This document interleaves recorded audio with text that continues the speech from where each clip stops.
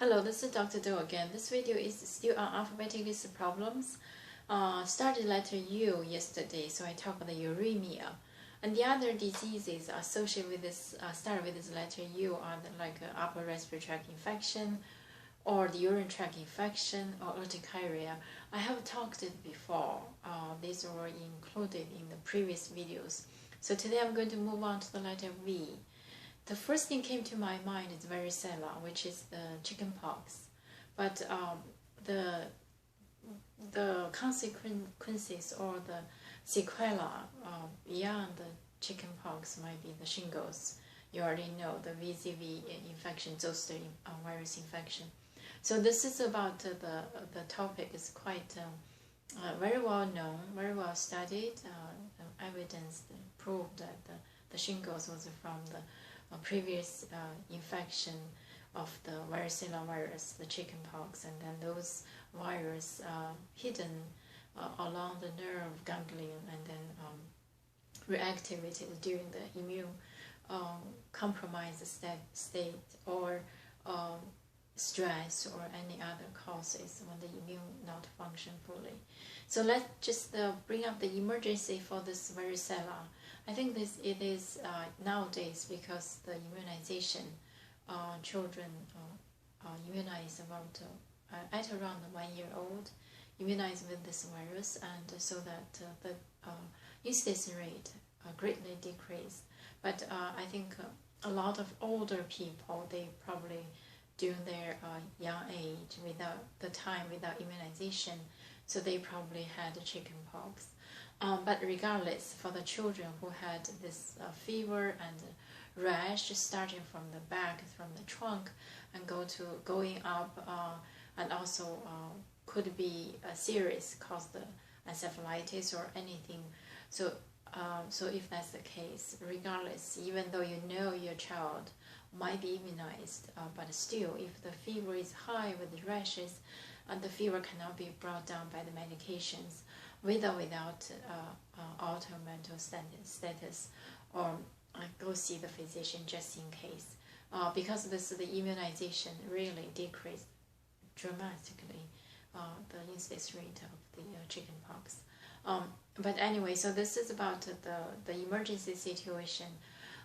It is, even though the chickenpox is usually self-limited medication, really, if only the fever and the rash, no need to manage supportive care.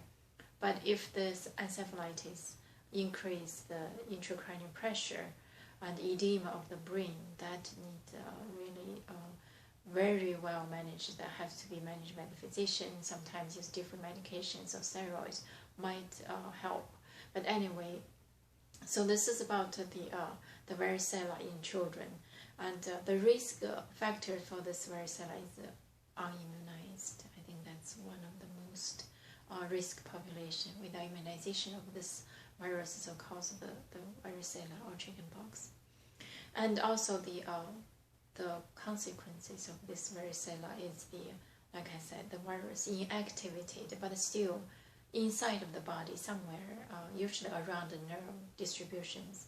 So that's why when they get to the older, or when there is an immune deficiency or immune compromised conditions, or some medications decrease the immune function, so then that's the time when there is a shingles start to show along the either usually in the trunk or even in the face, along the eye, the nerves of the eyes. So if that's the trigeminal nerves. So that is the consequences, sequela for this unimmunized with the previous infection of chickenpox. So anyway, this is a varicella virus. What kind of, this virus is a double-strand DNA virus. So virus can be double-strand DNA, single-strand DNA, or RNA virus. And the RNA virus could be the retrospective or retro RNA virus. So these are the terminologies, very basic science. It's far beyond, it is part of medicine, but it's just not clinically used a lot, because these are the basic science, the basic knowledge. But anyway, so this and this varicella virus belong to the herpes virus. It's the same family, just a little different in terms of the sequence, and they're different. And these are the specific for the human actually herpes. It's like the herpes 1 and 2. We know it's from the other species also, but this varicella is specific for human, I think, human virus.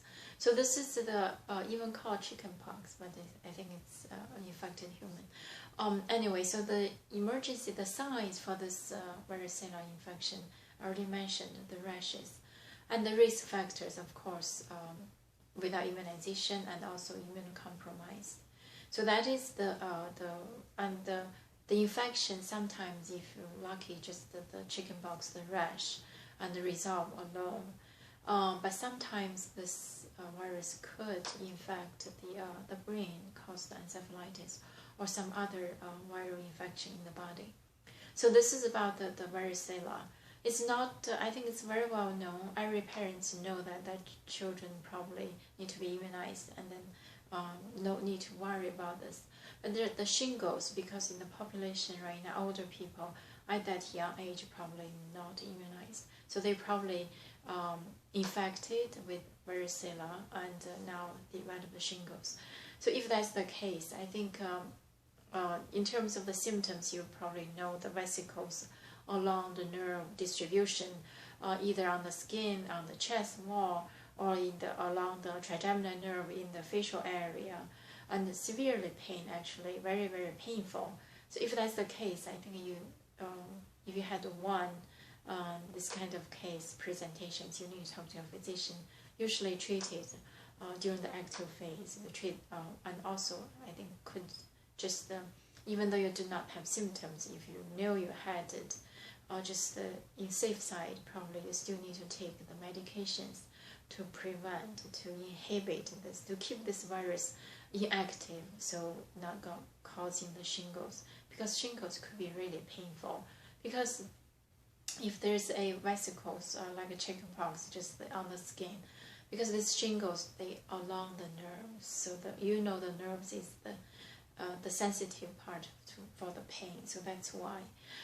In terms of I think this is about a very common topics, very well known topics, so really not much to talk about, because the immunization and limited decreased incidence rate, and only the shingles occur in those older people with comorbidities or decreased immune functions.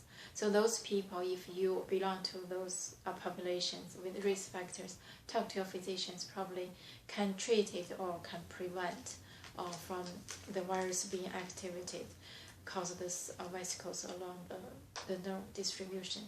So this is about the shingles and the varicella. I think it's just, I'm sure you know it. I just think just brought up for those who had past history of the shingles. Now this is probably talk to your physician how to prevent it, how to for the further purpose.